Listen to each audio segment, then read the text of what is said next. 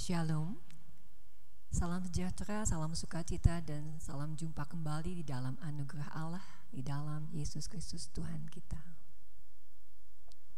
Mari kita masuk dalam doa.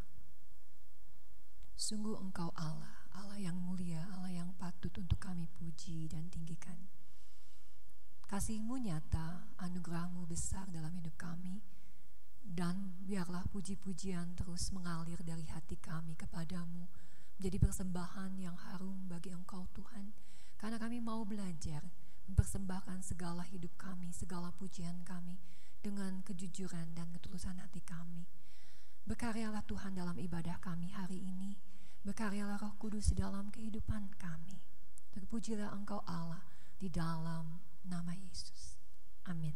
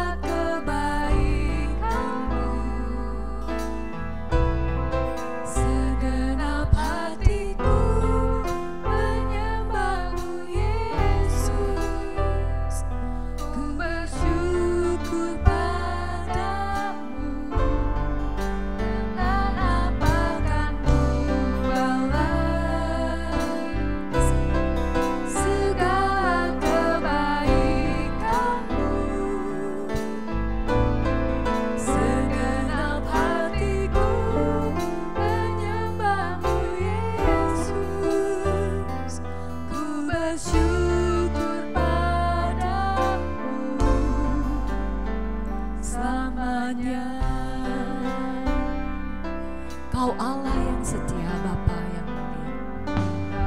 Kau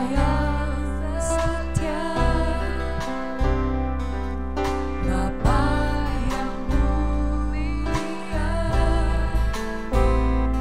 Kasih-Mu besar Tuhan, Kau pulihkan hidupku.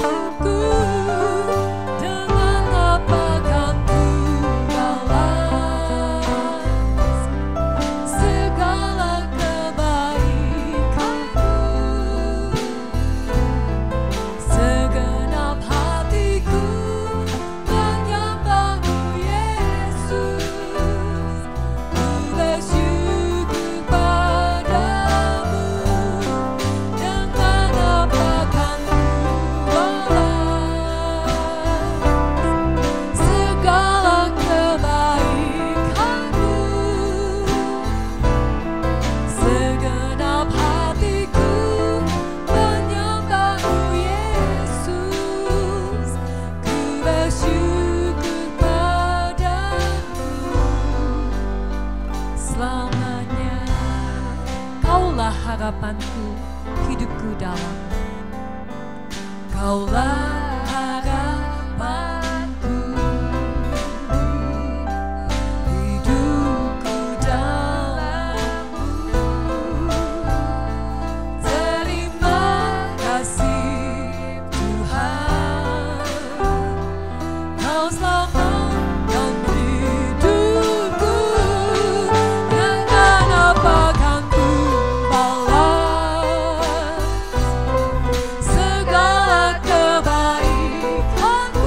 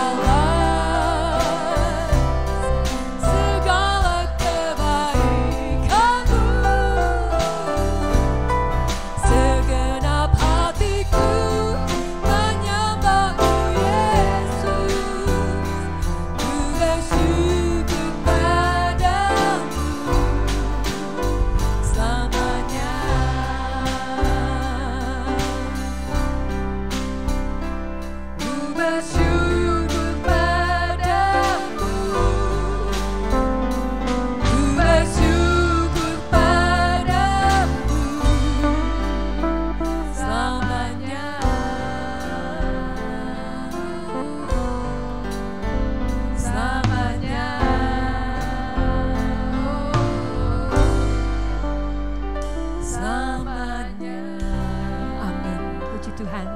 Segala pujian syukur hanya untuk Dia. Dan seumur hidup kita akan memuji Dia, menyembah Dia. Di dalam doa-doa kita, dalam pujian kita, dalam setiap langkah dan nafas kita. Hanya Engkau ya Tuhan, Engkau yang telah menjadikan langit, ya langit, segala langit dan segala bala tentaranya. Dan bumi dengan segala yang ada di atasnya, laut dengan segala yang ada di dalamnya. Engkau yang memberi hidup kepada semuanya itu. Dan sungguh, bala tentara langit sujud menyembah-Mu. Semua yang ada di surga, semua makhluk yang di surga dan di bumi berkata, bagi Dia yang duduk di atas tahta dan bagi Anak Domba adalah puji-pujian dan hormat dan kemuliaan dan kuasa sampai selama-lamanya. Amin. Mari saudara-saudara bangkit berdiri, puji Dia, Allah yang layak untuk ditinggikan. Yesus yang sudah naik ke tahta Allah di surga, layak untuk dipuji dan dimuliakan. Mari kita bertepuk tangan. Segala puji syukur hanya buat Dia.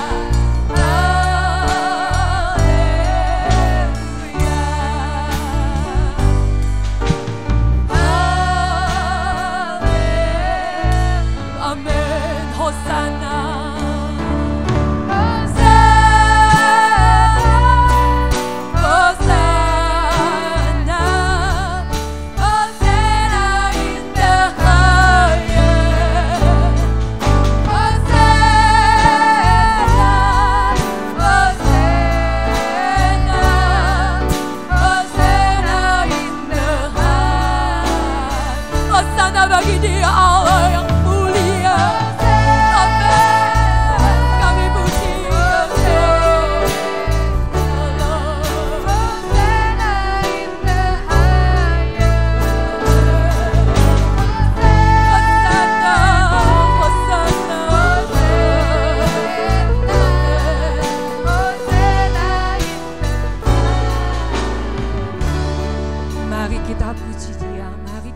sembah lebih dalam.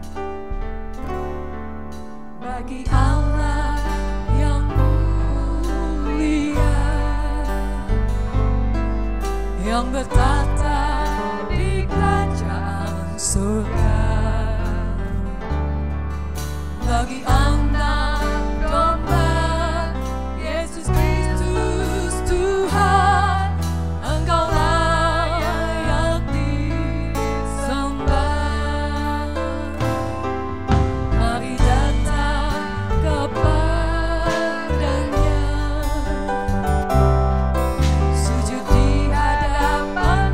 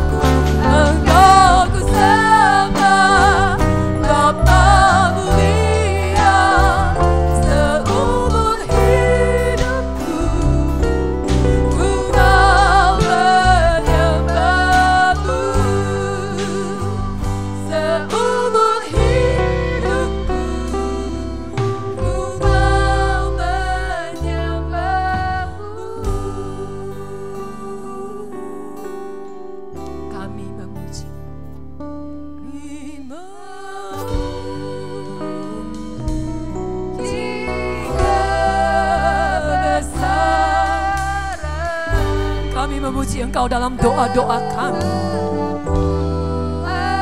Engkau yang ajaib, Engkau yang ajaib ada dalam hidup kami. Kita masuk dalam doa. Kami memuji kebesaran-Mu Allah.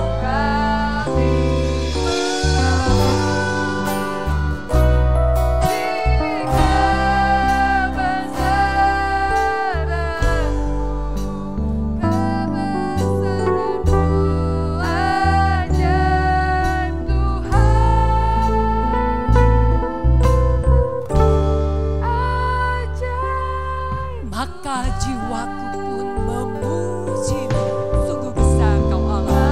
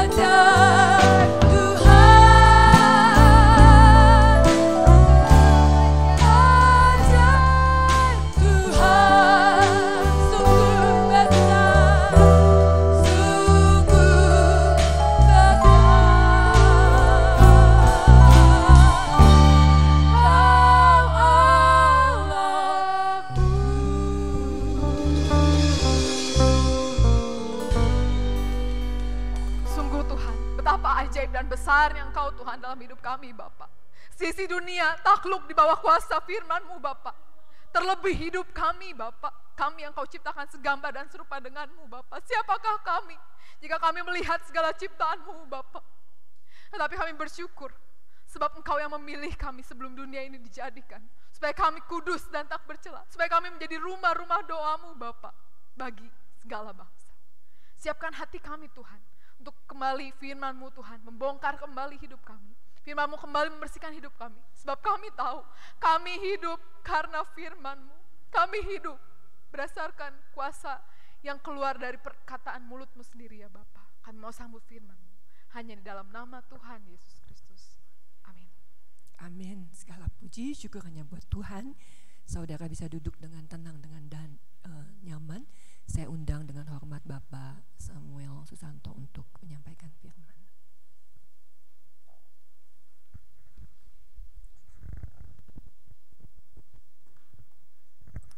Shalom, selamat pagi Bapak Ibu saudara-saudara sekalian.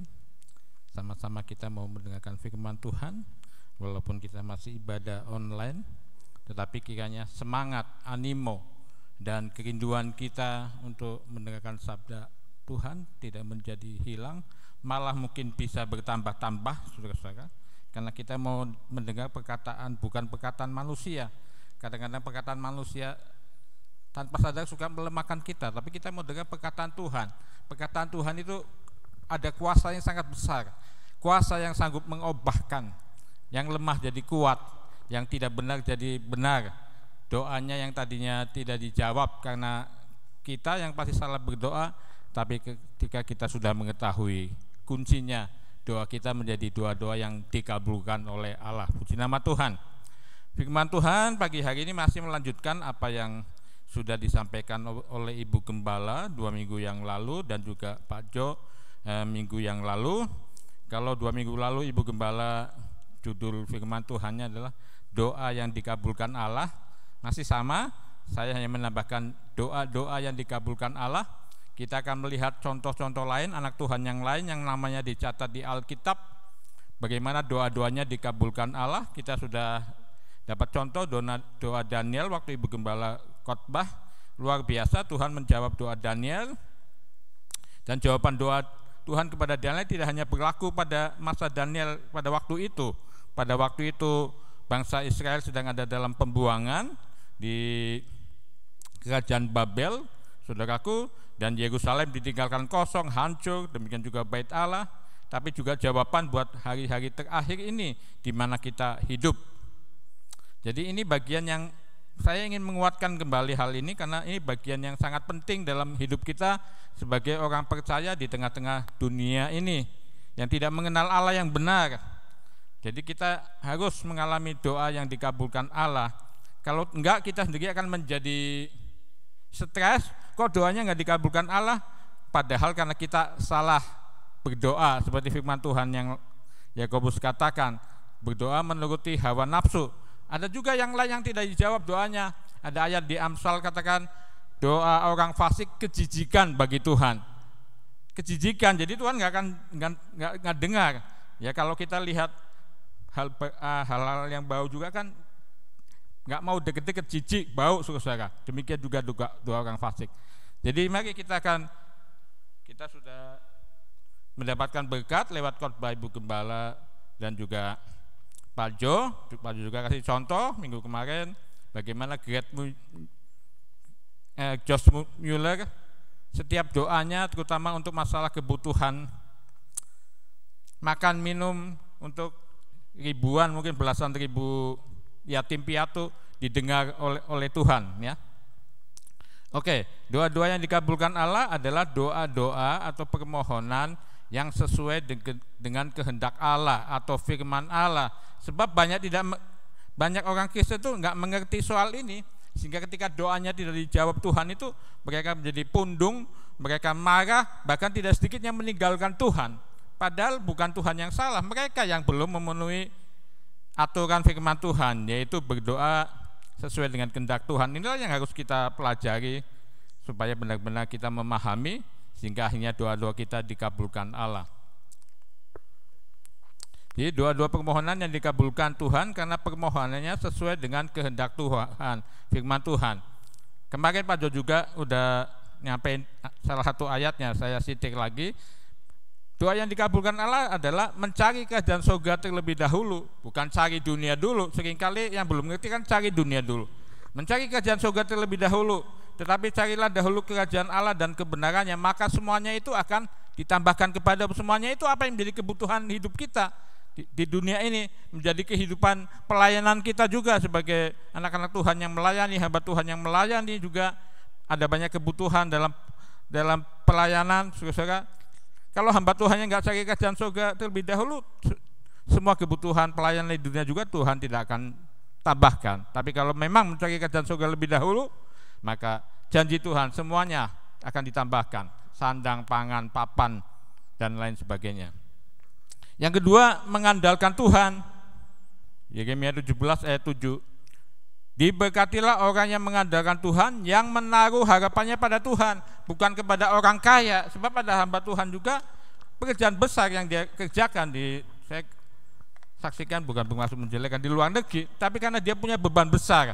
Dia punya banyak gereja-gereja yang dia buka dengan tanggungan hamba Tuhan yang lain, sehingga akhirnya kurang mengandalkan Tuhan. Jadi kalau mengadakan koneksi pelayanan, carinya hamba-hamba Tuhan yang kaya, yang selalu ditanya jemaatnya berapa ratus gitu. Jadi menjadi hal yang nggak berkenan sama Tuhan. Diberkatilah orang yang mengandalkan Tuhan. Gerd Mueller juga, Josh Mueller juga seperti itu, mengandalkan Tuhan. Makanya setiap kesulitan mereka itu Tuhan tolong dengan luar biasa. Dia tidak hanya sekali mengalami kekurangan makanan, seringkali sepanjang hidupnya kurang uang apa. Bahkan ada kalanya pernah beberapa kali ngalamin doa makan siang, semua duduk di tempat makan, makanannya tidak ada. Tapi Tuhan itu heran ajaib kalau kita berdoa menurut kehendak Tuhan. Jadi berapa kali dia ngalamin doa makan siang atau malam, semua duduk di meja makan, tapi tidak ada makanan sepotong pun. Tapi pada saat itu juga Tuhan kirim orang yang tergerak untuk memberi makanan pada waktu itu.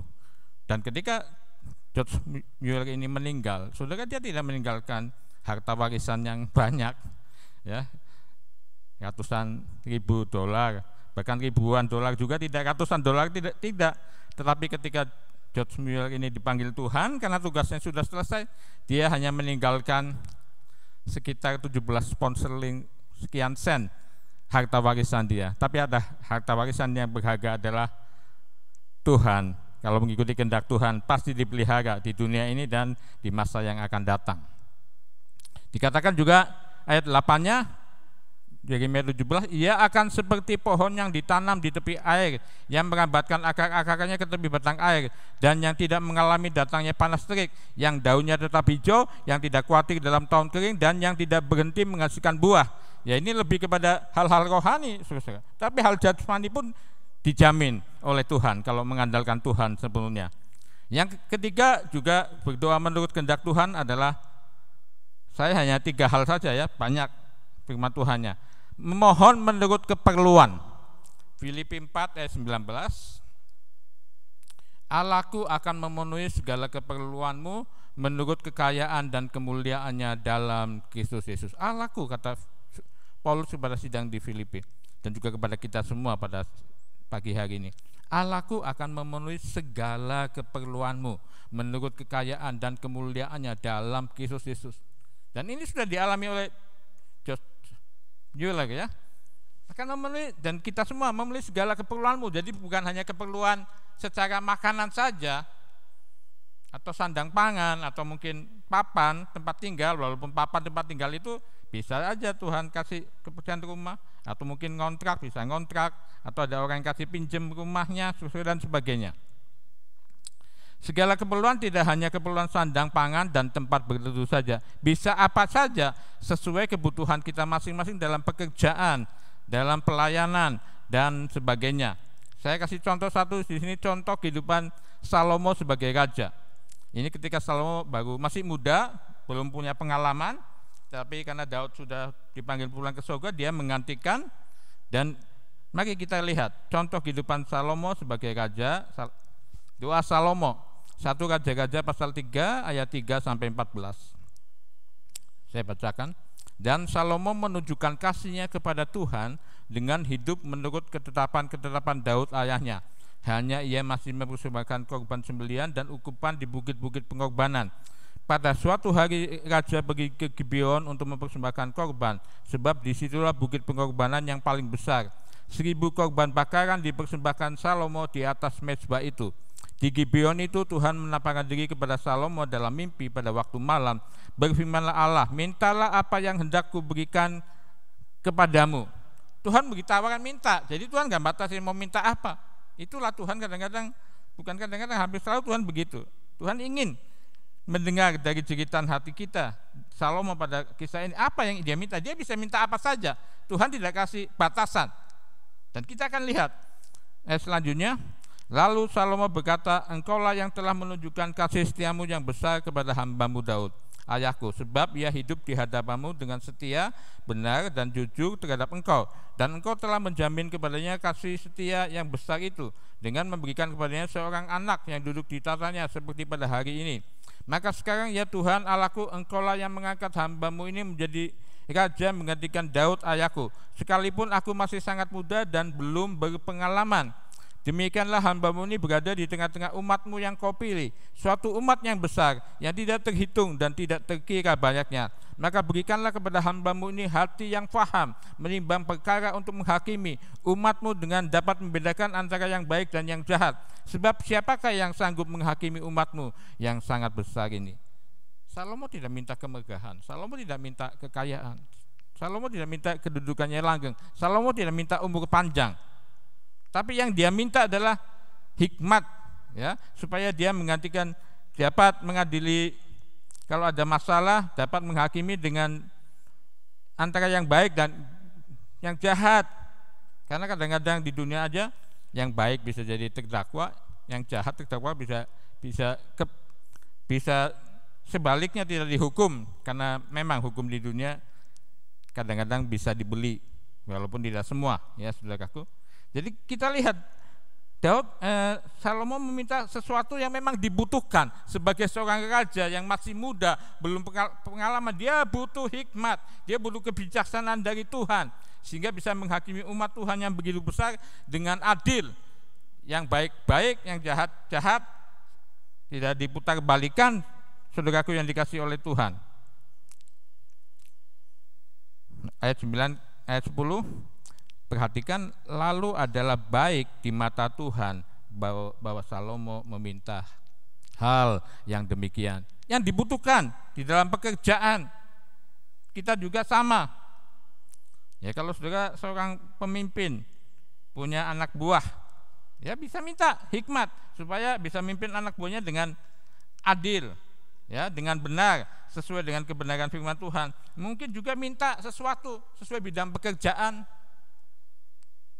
Mungkin pekerjaannya misalkan dagang, ya minta hikmat dari Tuhan supaya cara dagangnya cara dagang yang berkenan kepada Tuhan, sehingga diberkati Tuhan. Ahli teknologi apapun, minta hikmat dari Tuhan, karena sumber segala sesuatu termasuk teknologi juga adalah berasal dari Tuhan, dan lain sebagainya. Ini yang Raja Salomo lakukan. Dia minta memang yang dibutuhkan untuk memimpin sebuah bangsa yang besar, bangsa pilihan Allah. Ayat 11, jadi berfirmanlah Allah kepadanya, oleh karena engkau telah meminta hal yang demikian dan tidak meminta umur panjang atau kekayaan atau nyawa musuhmu, melainkan pengertian untuk memutuskan hukum, maka sesungguhnya aku melakukan sesuai dengan permintaan itu. Sesungguhnya aku memberikan kepadamu hati yang penuh hikmat dan pengertian, sehingga sebelum engkau tidak ada seorang pun seperti engkau, dan sesudah engkau takkan bangkit seorang pun seperti engkau. Tuhan beri hikmat yang luar biasa yang dari Tuhan, yang gak pernah ada, baik orang-orang sebelum dia, raja-raja sebelum dia maupun sesudahnya. Hikmat dari Tuhan itu gak ada yang bisa menandingi. Bahkan ayat 13, dan juga apa yang tidak kau minta aku berikan kepadamu, baik kekayaan maupun kemuliaan, sehingga sepanjang umurmu tak akan ada seorang pun seperti engkau di antara raja-raja. Karena permintaannya berkenan kepada Tuhan, sesuai kehendak Tuhan, meminta menurut keperluan dia sebagai seorang raja. Yang tidak minta juga Tuhan beri. Tuhan Allah itu Tuhan yang senang memberi, saudara. Asal kita berkenan kepada Dia hidupnya, asal permintaan kita itu sesuai dengan firman Tuhan. Makanya khotbah kemarin Pak Ajo itu untuk kita itu penting juga untuk kita mengetahui kehendak Tuhan yang sempurna, sehingga kalau kita minta sesuatu cepat atau lama sesuai waktu Tuhan, pasti Tuhan kabulkan doa kita. Jadi penting itu kita bertumbuh dalam pengenalan akan Tuhan dan kehendak Tuhan lewat kita membaca firman, senang baca firman, merenungkannya, bahkan mencatatnya kalau perlu, dan lain sebagainya. Sudah luar biasa sampai ayat 13. Ya kan, tidak minta kekayaan, kemuliaan, Tuhan kasih itu. Tapi belum cukup. Inilah kalau berkenan sama Tuhan, Tuhan cara memberkatinya juga berlimpah, luar biasa. Ayat 14 masih ada NB. Saya kasih ini NB, catatan khusus ayat 14. Dan jika engkau hidup menurut jalan yang kutunjukkan dan tetap mengikuti segala ketetapan dan perintahku sama seperti ayahmu Daud, maka aku akan memperpanjang umurmu. Luar biasa Tuhan itu. Kalau hidup kita berkenan sama Tuhan, permintaan kita sesuai dengan kehendak Tuhan. Yang gak minta dikasih, masih ada catatan tambahan berkat lain, yaitu kalau hidup menurut segala ketetapan dan perintahku sama seperti Daud ayahmu, aku akan memperpanjang umurmu. Luar biasa saudaraku yang dikasih oleh Tuhan. Sekarang doa yang lain kita akan melihat. Doa Hana, 1 Samuel pasal 1 ayat 1 sampai 11 dan ayat 19 sampai 20. Ada seorang laki-laki dari Ramataim Sofim, dari pegunungan Efraim, namanya Elkana bin Yeroham bin Elihu bin Tohu bin Suf, seorang Efraim. Orang ini mempunyai 2 istri, yang seorang bernama Hana dan yang lain bernama Penina. Penina mempunyai anak, tetapi Hana tidak. Zaman dahulu, saudara, kalau berumah tangga seorang wanita menjadi istri dan tidak punya anak ataupun mandul, itu menjadi aib. Orang akan memandang rendah, aib. Dan inilah dialami oleh Hana. Ayat 3, orang itu dari tahun ke tahun pergi meninggalkan kotanya untuk sujud, menyembah dan mempersembahkan korban kepada Tuhan semesta alam di Silo. Di sana yang menjadi imam Tuhan ialah kedua anak Eli, Hofni dan Pinehas. Pada hari Elkana mempersembahkan korban, diberikannya lah kepada Penina istrinya dan kepada semua anaknya yang laki-laki dan perempuan masing-masing sebagian. Meskipun dia mengasihi Hana, ia memberikan kepada hanya satu bagian, sebab Tuhan telah menutup kandungannya. Artinya kalau Tuhan tidak menutup kandungan Hana, dia juga pasti punya anak, beberapa anak mungkin sama seperti Penina, istri muda dari suaminya. Tetapi apapun yang Tuhan kerjakan, pasti ada rencana Tuhan yang besar. Walaupun secara manusia tidak enak, sebagai seorang istri sudah bertahun-tahun menikah, nggak punya anak, ditutup kandungannya. Apapun Tuhan menutup kandungannya juga ada maksud Tuhan. Ayat 6, tetapi madunya selalu menyakiti hatinya supaya ia gusar karena Tuhan telah menutup kandungannya. Demikianlah terjadi dari tahun ke tahun. Setiap kali Hana pergi ke rumah Tuhan, Penina menyakiti hati Hana sehingga ia menangis dan tidak mau makan. Lalu Elkana suaminya berkata kepadanya, Hana, mengapa engkau menangis dan mengapa engkau tidak makan? Mengapa hatimu sedih? Bukankah aku lebih berharga bagimu daripada 10 anak laki-laki? Sebenarnya baik kasih Elkana kepada Hana. Bagi dia Hana tetap lebih berharga daripada 10 anak laki-laki, walaupun mungkin Elkana tidak tahu mengapa Hana istri tuannya menangis. Dia mungkin tidak tahu bahwa setiap tahun kalau beribadah, Penina selalu menyakiti hati daripada Hana, ya, sehingga dia berkata, mengapa engkau menangis dan mengapa engkau tidak tahu makan. Jadi dalam berumah tangga juga ya semua harus tahulah terbuka gitu ya.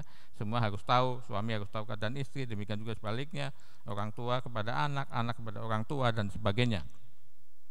Ayat 9, pada suatu kali setelah mereka habis makan dan minum di Silo, berdirilah Hana sedang Imam Eli duduk di kursi dekat tiang pintu bait suci Tuhan.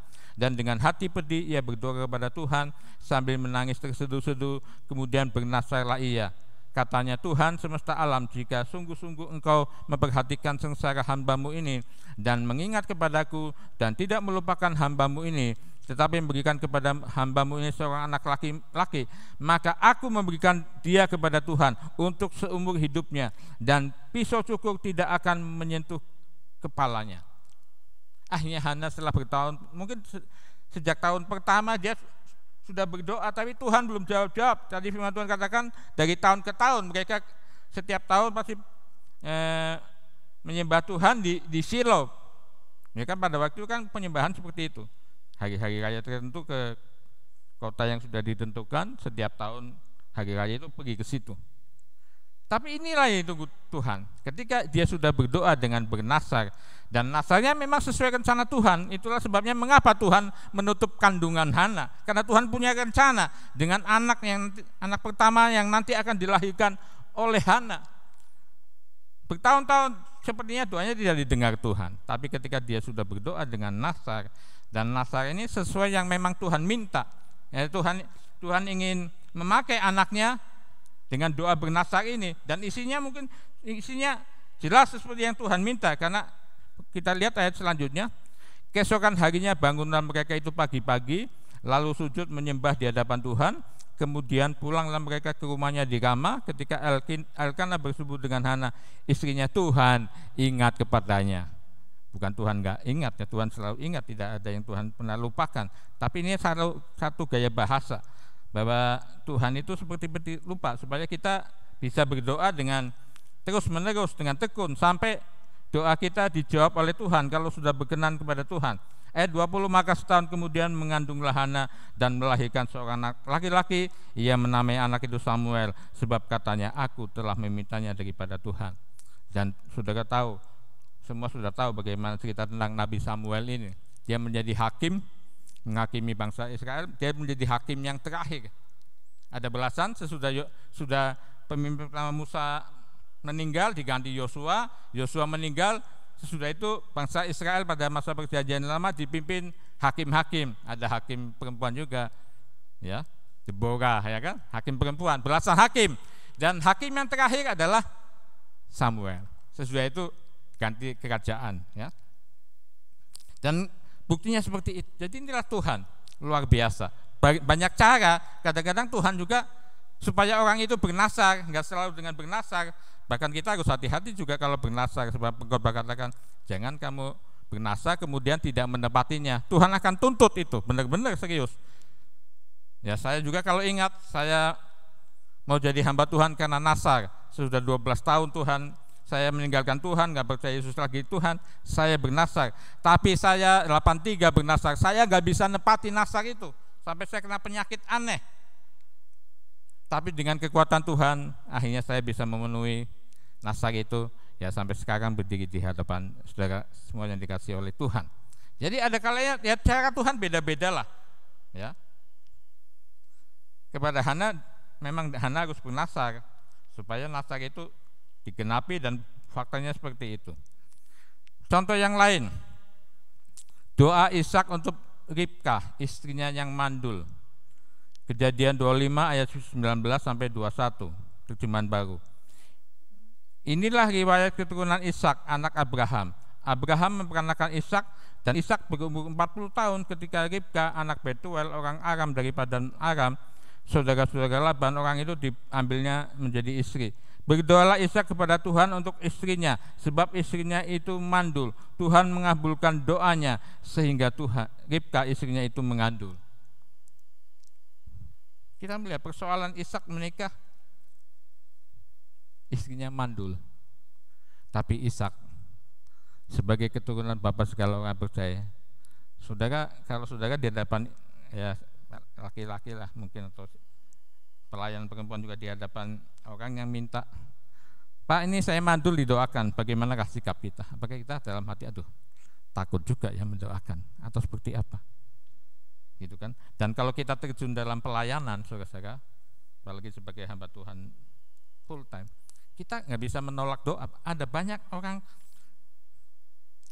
ya apa saja yang menjadi persoalan mereka, juga mereka minta didoakan hamba Tuhan karena percaya kepada Yesus. Minta, termasuk juga ada istri-istri yang mandul minta didoakan. Suka tidak suka kita alami itu, saudara. Dalam pelayan kita mengalami itu.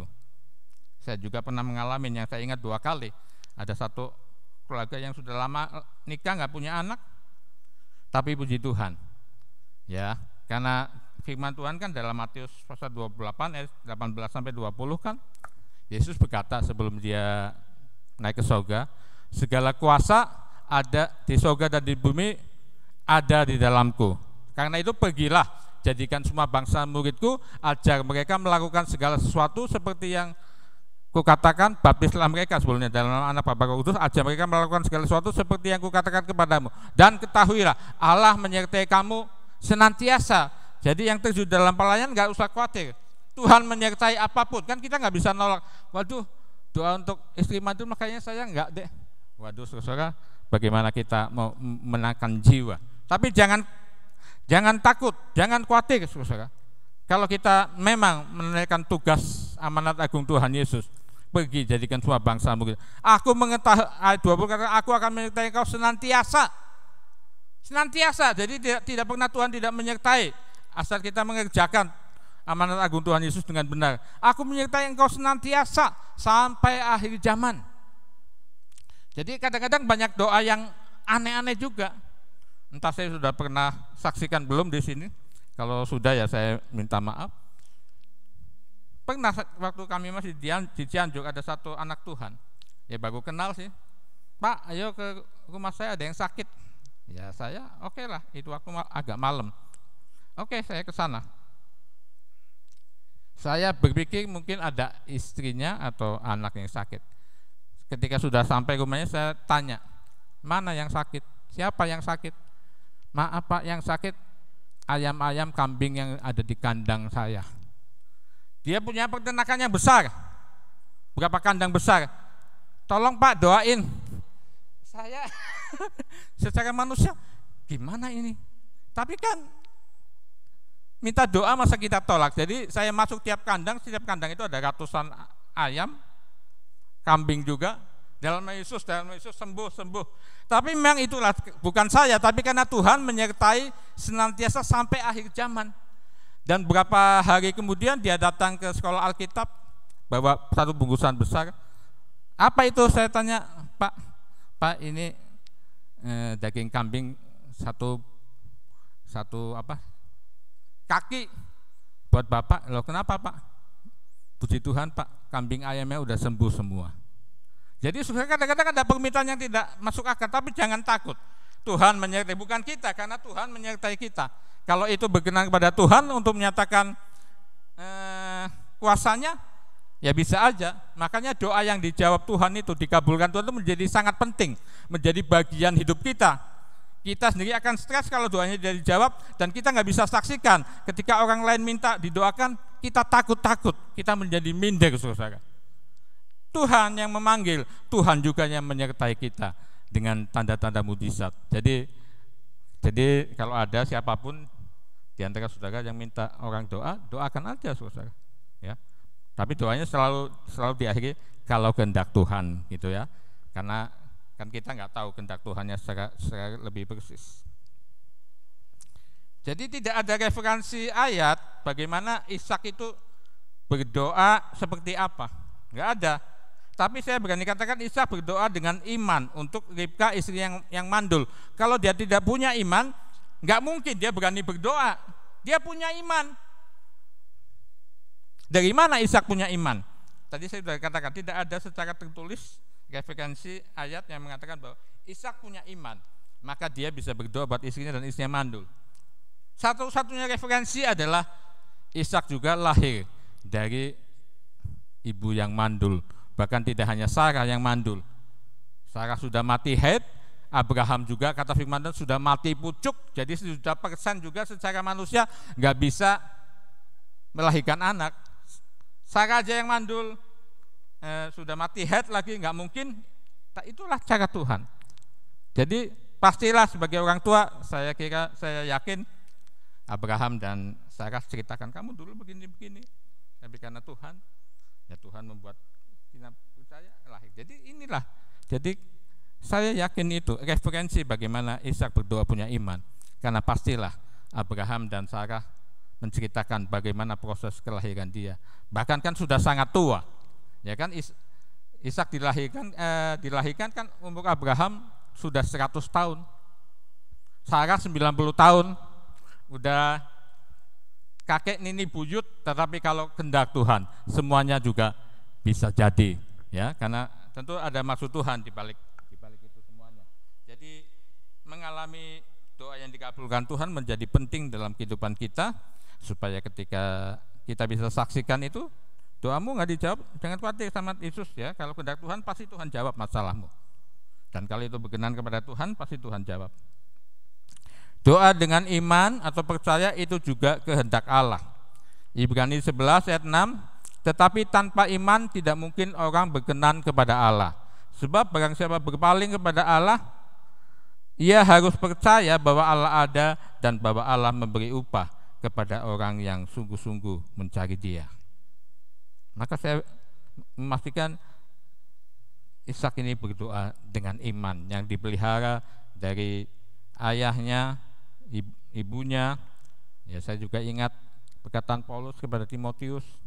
Ya, Paulus katakan Timotius itu masih usia muda, belasan tahun, mungkin 16-17 tahun sudah ikut dalam pelayanan Rasul Paulus. Tapi apa yang dikatakan Paulus di suratan Timotius, imanmu itu tumbuh dari nenekmu Euodia kalau saya nggak salah, dan kemudian ibumu. Iman yang turun. Jadi itulah yang paling penting. Orang tua sebagai anak Tuhan, orang percaya mewariskan iman, mewariskan kesetiaan, mewariskan kebenaran firman Tuhan kepada anak-anak dan cucu dan lain sebagainya, saudaraku yang dikasihi oleh Tuhan. Matius 21 ayat 22. Dan apa saja yang kamu minta dalam doa dengan penuh kepercayaan, kamu akan menerimanya. Karena doanya menurut kehendak Tuhan. Kalau setiap doanya selalu menurut kehendak Tuhan, ini yang jadi jaminan. Dan apa saja yang kamu minta dalam doa dengan penuh kepercayaan, kamu akan memintanya. Jadi kalau judul ini mau ditambahin, doa-doa yang selalu dijawab Tuhan. Ini ada luar biasa, jaminan Tuhan luar biasa, Matius 21 ayat 22. Dan apa saja yang kamu minta dalam doa dengan penuh kepercayaan, kamu akan menerimanya. Jadi kita harus merindukan itu. Kita harus mengalami itu supaya nama Tuhan dimuliakan, supaya itu bisa menjadi salah satu modal kita mencari jiwa. Pelayanan yang paling banyak ketika kita melayani jemaat atau sesama orang Kristen atau yang non Kristen sekalipun, saudara, adalah minta didoakan. Seringkali dulu saya kalau yang bukan anak Tuhan, saya sedang ada masalah atau sakit, saya cuma bilang gini, mau didoakan saya hamba Tuhan? Mau. Orang di luar sana, saudara, kalau didoakan mau, saudara, walaupun nggak satu iman. Ada sampai sekarang teman saya SMP masih budak, pengurus vihara. Kemarin waktu saya pulang tahun lalu pas hari apa sih? Saya lupa hari Tionghoa, hari raya Tionghoa. Ya dia pengurus vihara. Seringkali SMS, dia punya masalah, saya bilang, teman saya ini mau saya doakan, dia tahu saya hamba Tuhan. Oh iya. Jadi orang kalau didoakan biasanya respon, tapi tanya dulu. Tanya dulu, saya biasanya mau didoakan saya. Ya kalau nggak mau jangan. Mau oke. Tapi saya berdoa dalam nama Tuhan saya ya. Ya kalau kehendak Tuhan bisa, saudara. Jadi kita bisa berdoa dengan penuh kepercayaan. Yohanes 16 ayat 1 sampai 8, mungkin saya tidak baca semua. Ini proses tentang Yesus pokok anggur, Bapak pengusahanya dan kita carang-carangnya. Kita harus nempel di pokok anggur itu, kalau enggak ya tidak terjadi. Makanya ayat 7 saja langsung saya bacakan. Dan 8, jikalau kamu tinggal di dalam aku dan firmanku tinggal di dalam kamu, mintalah apa saja yang kamu kehendaki dan kamu akan menerimanya. Minta saja, Tuhan tidak dibatasi. Jadi ada kemungkinan kita juga, kalau kita menjadi seperti ini, tinggal di dalam Tuhan, firman Tuhan tinggal di dalam kita, saudara, bisa saja kita setiap doa kita itu selalu dikabulkan Tuhan. Jadi kalau saya mau tambahin judul tema khotbah, doa-doa yang selalu dijawab Tuhan. Kemungkinan itu ada, bukan tidak ada. Asal kita ya sudah tinggal di dalam Tuhan, udah nggak pernah hati kita melekat kepada Tuhan. Firman itu tidak pernah kita lupakan. Firman itu tinggal di dalam kita, berbuah di dalam tindakan kita, perbuatan. Iman kita kepada firman. Ya, saudara, di dalam perenungan kita firman, ada jaminan, mintalah apa saja yang kamu kehendaki dan kamu akan menerimanya. Jadi luar biasa Tuhan kita. Ya, ini berkenan kepada Tuhan, memberkati kita sendiri juga dan menjadi berkat bagi orang lain, menjadi salah satu modal kita untuk kita pelayanan keluar kemanapun, saudara, kepada siapapun, supaya kita bisa berdoa dengan penuh kepercayaan. Tetapi kalau kita sendiri belum mengalami, kan kita jadi nggak yakin. Ya. Yakobus 5 ayat 16-17, ini waktu Ibu Gembala khotbah juga sudah disampaikan, saya hanya mengulangi lagi, cuman saya penekanannya ada pada ayat 17. Karena itu hendaklah kamu saling mengakui dosamu dan saling mendoakan supaya kamu sembuh. Doa orang benar bila dengan yakin didoakan sangat besar kuasanya. Doa orang benar, hidupnya orang benar itu orang yang sudah dibenarkan oleh darah Yesus, sudah menerima Yesus sebagai Tuhan dan juga dia dibenarkan. Tetapi tidak hanya di situ, sampai situ, dia mesti bertumbuh dalam kebenaran setiap hari dalam hidupnya. Firman Tuhan mulai merasuk ke jiwanya, mulai mendominasi hidupnya dan lain sebagainya. Itu sebuah proses, ya kan? Dan kita sudah melihat contoh-contohnya. Elia ayat 17 ada kalimat ini. Elia adalah manusia biasa sama seperti kita. Dan ia telah bersungguh-sungguh berdoa supaya hujan jangan turun, dan hujan pun tidak turun di bumi selama 3 tahun dan 6 bulan. Kita sudah tahu peristiwa yang luar biasa ini. Elia berdoa tidak turun hujan sampai nanti ku katakan 3 tahun 6 bulan tidak turun. Yaitu kehendak Tuhan untuk bangsa Israel, karena pada masa itu sangat berdosa, dipimpin oleh kerajaan Israel, dipimpin oleh Raja Ahab, raja yang sangat berdosa, punya istri juga Isbel, ya kan saudaraku. Itu juga lebih-lebih tukang tenun dan lain sebagainya. Tapi menarik, Elia adalah manusia biasa sama seperti kita. Kalau kalimat ini dihilangkan juga bisa, seperti ini misalkan. Karena itu hendaklah kamu saling mengaku dosamu dan saling mendoakan supaya kamu sembuh. Doa orang benar bila dengan yakin didoakan sangat besar kuasanya. Dan ia telah sungguh-sungguh berdoa supaya hujan jangan turun, dan hujan pun tidak turun di bumi selama 3 tahun dan 6 bulan. Ayat ini kalau kalimat Elia adalah manusia sama seperti kita, dihilangkan juga. Bisa aja kalau Tuhan mau. Tetapi ini penekanan yang sangat penting. Elia itu bukan manusia super, sehingga doa bisa melawan alam.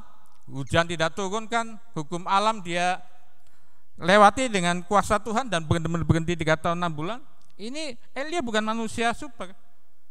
Waktu dia habis membunuh ratusan nabi-nabi Baal, dia kan dikejar-kejar mau dibunuh oleh Ratu Isabel.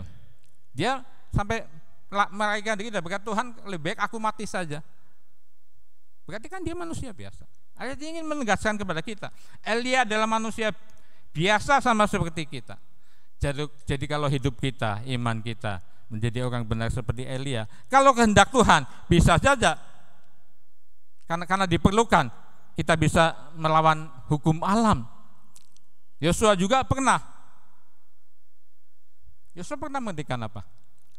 Matahari, ya kan, berhenti. Ini luar biasa, matahari berhenti. Karena pada waktu bangsa Israel sedang berperang, dan zaman dulu perang itu punya aturannya tidak tertulis. Kalau sudah matahari terbenam, perang harus berhenti, selesai tidak selesai. Tapi Tuhan memang ingin menumpas musuh bangsa Israel pada waktu itu, sehingga matahari berapa itu menurut, ya pokoknya dihentikan Tuhan selama berapa jam, mundur dari ukuran matahari punya siapa itu, saya agak lupa. Kalau kehendak Tuhan, akhirnya kan musuhnya dihabiskan. Kalau tidak seperti itu berarti besok lagi mesti berperang. Jadi Tuhan itu luar biasa. Saya ingin mengakhiri firman Tuhan ini dengan, saya merasa saya harus menyaksikan ini, karena selama 30 tahun khotbah hari ini buat saya mungkin paling berat. Bukan berat menyiapkan tema khotbah atau isi khotbah, tidak. Tapi saya sendiri sedang mengalami sakit. Berhari-hari saya tidak bisa buang air. Menderita juga suka nggak bisa buang air. Sepanjang hari itu perut mules terus. Sudah puluhan kali ke kamar mandi bolak-balik, mules nggak keluar. Sampai tadi malam ya akhirnya doa ditafsirkan. Sampai tadi malam Tuhan belum jamah. Saya tadi malam sudah berpikir, Tuhan, saya sedang mau khotbah, doa-doa yang dikabulkan Tuhan. Kalau Tuhan nggak mengabulkan doa saya, ini penyakit dijamah, saya mungkin mau berhenti jadi hamba Tuhan. Bukan apa, tapi kan buat apa saya nyampaikan firman Tuhan tapi saya sendiri tidak mengalami. Paling beratnya itu yang saya rasakan selama sekitar 30 tahun khotbah. Tadi malam juga saya sudah berpikir, ini makanan masuk terus, pembuangan tidak ada. Saya tadi malam akhirnya mengambil tindakan, Tuhan, ya tindakan kalau gini, saya besok nggak mau makan deh. Ya gimana makan di situ terus, nggak dibuang-buang, itu kan menjadi sumber penyakit lain. Jadi saya tadi pagi nggak sarapan walaupun lapar, karena saya takut itu. Tapi puji Tuhan, saudara-saudara, tadi waktu saya mandi, oh haleluya, lega. Tuhan menjamah dan Tuhan mendengar doa saya, dan saudara-saudara ya udah sehat lagi. Jadi berarti ini saya bisa makan, saudara. Pulang dari gereja mungkin saya makan. Haleluya, Tuhan kita luar biasa. Ya, itulah sebabnya mengapa kita harus belajar firman Tuhan dengan sungguh-sungguh, merenungkannya siang dan malam, supaya kita mengetahui apa saja kehendak Tuhan. Sehingga ketika kita berdoa mohon sesuatu, baik untuk pribadi, untuk orang lain, untuk bangsa-bangsa, seperti Daniel kan berdoa untuk bangsa-bangsa. Daniel sudah mengakui dosanya dulu sehabis-habisnya. Kemarin waktu pecah roti habis Ibu Gembala khotbah, saya katakan Daniel itu ngaku dosa sehabis-habisnya. Dosa dia, dosa orang lain, dosa bangsanya, kefasikannya. Sebab ada juga dosa kefasikan di dalam kekristenan sendiri. Dosa kefasikan adalah dosa yang tahu firman Tuhan nggak mengerjakannya, itu dosa kefasikan. Orang fasik itu doanya menjadi kejijikan di hadapan Tuhan. Orang fasik itu orang bicara, orang yang di luar Tuhan.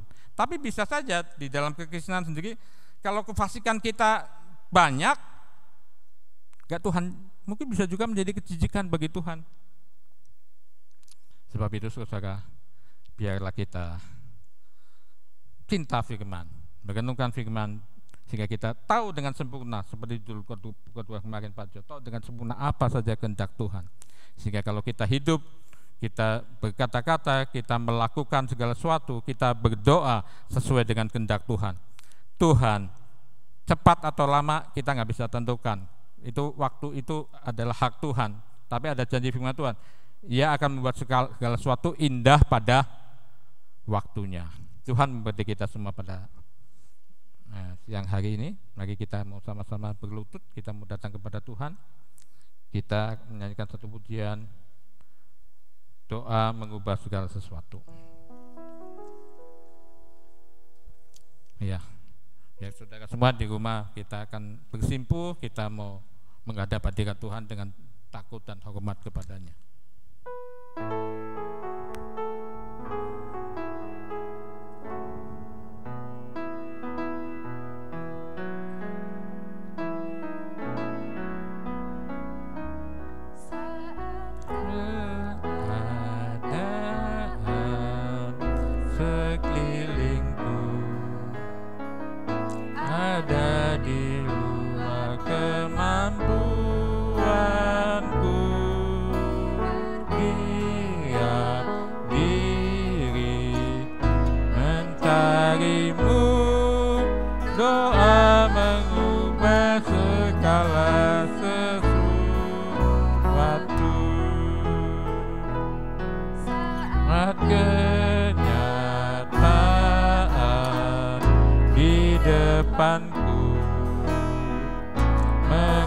Mengecewakan perasaanku, ku menutup mata memandangmu, sebab doa mengubah segala sesuatu. Doa orang benar bila didoakan dengan yakin besar kuasanya, dan tiap doa yang lahir dari iman berkuasa menyelamatkan, seperti batang air di tanganmu, mengalir kemanapun kau mau, tiada yang mustahil di matamu. Doa mengubah segala sesuatu. Doa orang benar, doa orang benar bila didoakan dengan yakin besar kuasanya, dan tiap doa yang lahir dari iman berkuasa menyelamatkan, seperti batang air di tanganmu, mengalir kemanapun kau mau, tiada yang mustahil di matamu. Doa ubah segala sesuatu. Elia adalah manusia biasa seperti kita. Elia orang yang benar, yang percaya kepada Allah Israel, dan dia berusaha hidup benar dengan pertolongan Tuhan. Saudara dan saya ada yang percaya Yesus, kita sudah dibenarkan oleh darah Yesus, pengorbanan Yesus di kayu salib. Dan yang harus kita lakukan bertumbuh di dalam kebenaran, dan Roh Kudus akan memimpin kita dalam seluruh kebenaran, kata Yohanes 16 ayat 13. Jadi saudara, masalah pun apapun, kalau kita mengandalkan Tuhan, kita mencari terlebih dahulu kerajaan surga dan dan kebenarannya. Dan kita tuh saudaraku yang dikasih oleh Tuhan, kita berdoa menurut keperluan, bukan menurut keinginan. Banyak orang Kristen berdoa menurut keinginan, maka tidak dijawab oleh Tuhan. Tapi Tuhan bersedia membenarkan, mengajar dia supaya dia belajar berdoa menurut kehendak Tuhan. Salah satu doa yang paling gampang, yang satu-satunya yang ditulis Tuhan dengan lengkap adalah doa Bapa kami. Kalau kita berdoa menurut doa Bapa kami, datanglah kerajaanmu, jadilah kehendakmu di bumi seperti di surga. Berilah kami pada hari ini makanan kami secukupnya. Ampuni dosa kami seperti kami mengampuni orang lain. Jangan masukkan kami ke dalam pencobaan, lepaskan dari yang jahat. Itu paling gampang. Kalau sudah doa sesuai Bapa kami, pasti dijawab oleh Tuhan. Waktunya, menunggu waktunya Tuhan, bukan waktu kita. Jadi mari saudara, apapun persoalan yang sedang saudara hadapi, mari mau datang kepada Tuhan. Dia akan mengabulkan doa kita. Dia akan mendidik kita, dia akan mengajari kita supaya hidup kita, supaya doa kita semua sesuai dengan kehendak Tuhan. Dari mana kita tahu kehendak Tuhan? Ya dari firman Tuhan yang paling gampang. Aturannya ada di firman Tuhan. Kita nyanyi sekali lagi pujian ini dari awal dengan hati yang sungguh, dengan hati yang bersukacita, dengan hati yang percaya kepada Tuhan. Dari awal.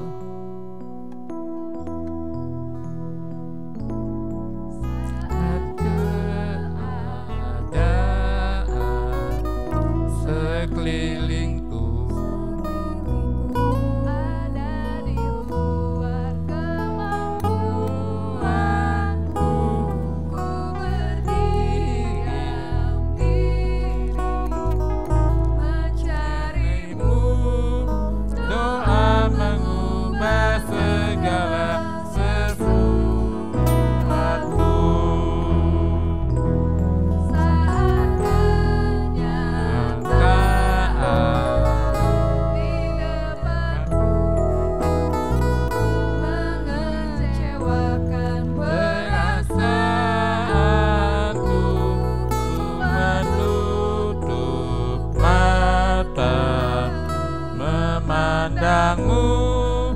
Sebab doa mengubah segala sesuatu.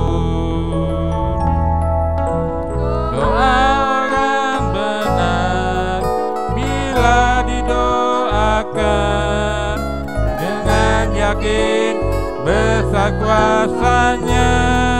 Amin. Dan tiap doa yang lahir dari iman berkuasa menyelamatkan, seperti batang air di tanganmu, mengalir kemanapun kau mau. Tiada yang mustahil di matamu. Doa mengubah segala sesuatu. Doa orang benar, orang benar bila didoakan dengan yakin besar kuasanya.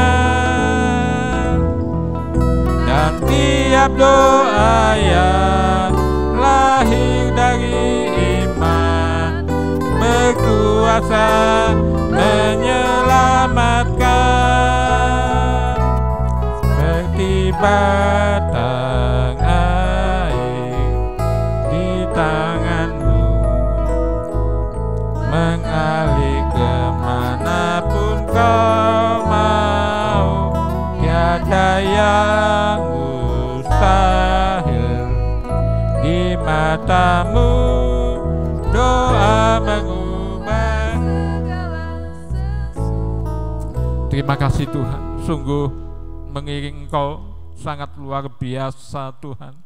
Segala kemungkinan kemuliaan-Mu Tuhan Engkau juga akan curahkan kepada kami Tuhan, asal kami mau dididik di dalam kebenaran firman Tuhan. Tuhan, firman Tuhan menjadi dasar dari segala sesuatu dalam hidup kami tiap hari, menjadi dasar kehendak Tuhan, menjadi dasar atas hidup kami. Biarlah setiap kami berdoa kepadamu Tuhan, kami mau katakan, bukan kehendakku yang jadi, tapi kehendakmu yang jadi. Supaya ketika itu terjadi, benar-benar doa kami dikabulkan oleh Engkau Tuhan. Maka kami percaya Tuhan, kami tidak punya alasan untuk menyombongkan diri, karena segala sesuatu dari Engkau, oleh Engkau, maka bagimu segala kemuliaan.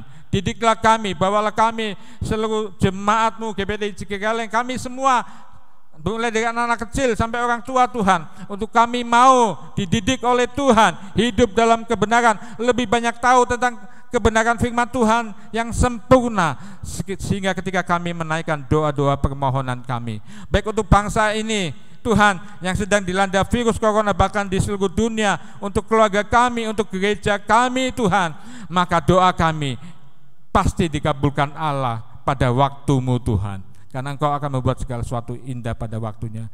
Kiranya Tuhan jadikan kami pendoa-pendoa yang memiliki hidup benar Tuhan, berdoa menurut keperluan, sehingga Tuhan nama-Mu dipermuliakan, dan itu bisa menjadi salah satu modal kami ketika kami mencari jiwa, ketika kami mengadakan pelayanan baik di dalam gereja kami sendiri, di luar gereja kami, kepada saudara-saudara seiman. Kalau Tuhan percayakan, bahkan yang belum mengenal Engkau pun Tuhan, Engkau bisa memakai kami supaya banyak jiwa dimenangkan Tuhan buat Engkau pada hari-hari yang terakhir ini.